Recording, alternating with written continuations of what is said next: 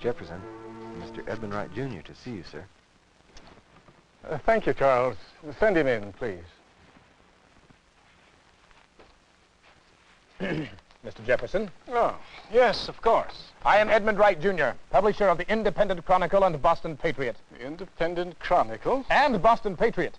The papers merged 8 years ago. Your paper has a fine reputation in the Republican press, Mr. Wright. I can remember when John Hancock and Samuel Adams contributed to the Independent Chronicle in 1776. But then that was a little before your time. Oh, yes, I'm afraid so. Oh, John Adams and I are the only founding fathers left. I was writing him just now, as a matter of fact. Oh, I hope I'm not disturbing you. I can come back later Oh, that's on. nonsense. Adams writes me so often I can't begin to keep up with him. Well, it is indeed an honor to meet you in person, Mr. Jefferson. I was thinking it would be unique to come here and visit you, and then to take back to my paper your personal story, this being the 50th anniversary of the birth of this great country. Yes, that is a rather novel idea. But I never dreamed Monticello to be so large. You built it yourself, didn't you, Mr. Jefferson? Yes, and the building is still going on. It's a lifelong passion of mine. I can remember being told I was crazy for building so near the summit. But then I wanted the view and the feeling of wilderness from up here. It is spectacular. And this library of yours is so extensive. Yes, it's my third library. Really, I had no idea. I sold my last collection of books to the government to form the main body of the Library of Congress. Well, that is wonderful. I can still remember the first library I studied in, that of the Reverend James Maury. I was 15 at the time. His library of 400 books was the most I'd ever seen in one place. My school chums used to tease me because I always had a book in my hand. But then, as I've always said, Mr. Wright, knowledge is power. It most certainly is. Is there anything in particular that your paper would like to know about me? Well, there are a few notes that my editor and I put together before I left. Would you mind? Yes, of course. You've come a long way. Well, let's see. Yes. How did you get so heavily involved in politics? Well, I suppose it was an outgrowth of my education. You see, I studied law at William and Mary at Williamsburg. My association with the aristocracy there led to my first appointment with the colonial legislature. And then I wrote my first major essay entitled... It's been a long while, Mr. Wright. Oh, yes. A summary view of the rights of British America. It proved I had pretty good logic and writing ability. So when delegates were selected to represent Virginia in the Second Continental Congress, I was elected to go. And that's what this Jubilee year is all about. 50 years ago, you wrote the Declaration of Independence. You couldn't have been very old. No, as a matter of fact, I was one of the youngest members of the Congress. Only 32 years old. That is remarkable.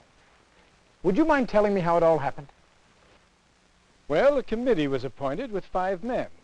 Benjamin Franklin, John Adams, Robert Livingston, Roger Sherman, and I served as chairman. When I asked John Adams to write the document, he refused, saying I could write much better than he, so I consented. Adams and Franklin made only a few edits, but Congress made several changes. I squirmed under the ordeal, and I remember Franklin saying he made it a rule whenever in his power to avoid becoming the draftsman of papers to be reviewed by a public body. But the document survived. And on the evening of July 4th in 1776, the Declaration of Independence was adopted and signed. And what an impact it's had. The document is truly a monument to human liberty. Thank you, Mr. Wright. Did you use any sources when writing it? Well, the ideas of the Declaration of Independence were not necessarily new ideas or original. I felt it my responsibility to write an expression of the American mind, to give it the proper tone and spirit called for by the occasion. The thing unique about the situation was that this was the first time such ideas set forth in a document were to be acted upon by an entire nation. What did you do during the Revolution? While Washington was fighting on the battlefield, I was fighting for freedom in another way. Instead of artillery, I used the pen as my ammunition. Let me show you something. In October of 1776, I returned to the Virginia legislature and started a comprehensive reform of all of its laws and institutions. My bill for land distribution discouraged property from falling into the hands of a few aristocrats. The educational system I proposed created lower schools, providing education for the entire population. And then I wrote a law for religious freedom, allowing separation of church and state, giving man his freedom of religion without fear of persecution. But you certainly aren't an atheist, are you, Mr. Jefferson? On the contrary, Mr. Wright, I'm a student of the scriptures. I've even written an analysis of the Bible. You're a man of many talents and interests, Mr. Jefferson. Thank you, Mr. Wright. What did you do after independence was won? I represented our country in France. After I was there for several months, I replaced Benjamin Franklin as United States Minister to France. Our life in the French society was very enjoyable. But it was difficult for me to understand how so good a people, with so good a king, could create a government causing so much human misery.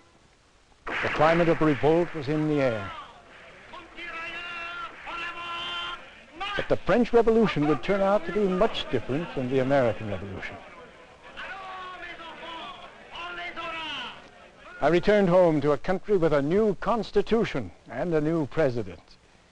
George Washington asked me to be in his cabinet, and I served as Secretary of State. There were no political parties at the time, and President Washington wanted to include all opinions in his cabinet.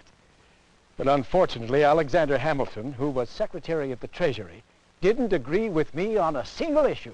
How soon did you realize that you and Hamilton couldn't work together? Very soon. I didn't trust Hamilton or the Federalists. I believed he wanted to create a government that would favor the rich. The Federalists accused you of favoring the French. When the Federalists under President Adams threatened to go to war against France, I opposed them. And then I believed some of the measures they had adopted, such as the Alien and Sedition Acts, threatened America's basic liberties.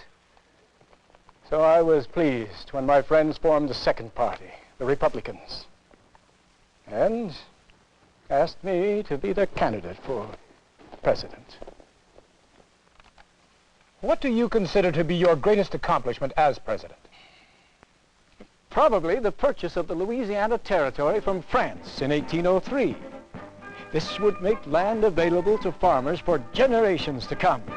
I was anxious to find out about the land that would double the size of the country, so I immediately sent out the exploration party of Lewis and Clark.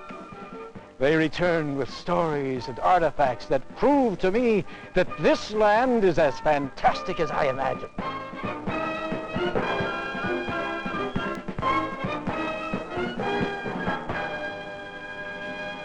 It is my hope that this nation will continue to expand, creating an empire of more free and equal states until it shall fill the entire continent.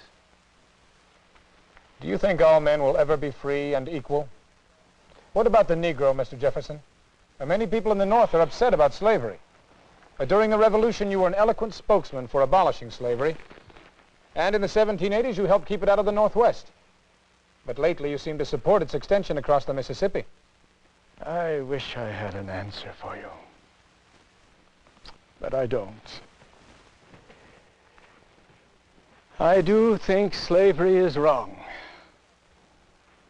And as president, I helped to outlaw the slave trade.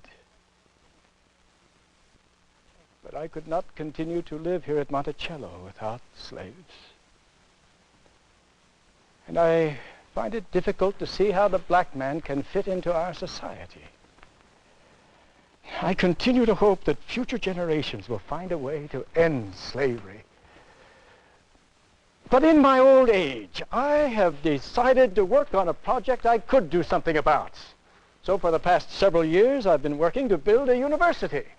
Is it that handsome structure I saw on the way here? It most certainly is. The University of Virginia has become a reality.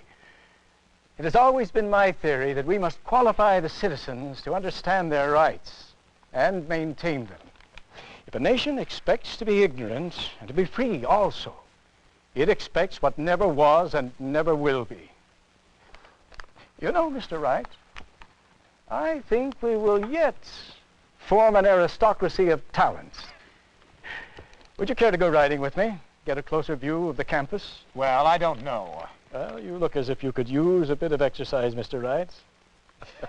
I go riding every day now. On our way down the mountain, I can show you some of my experimentations in the field. A scientific new method of crop rotation. Well, that will be interesting. And when we return, I will show you a few of my household inventions. That will be splendid. Your readers in Boston will get a view of Thomas Jefferson they've never known before.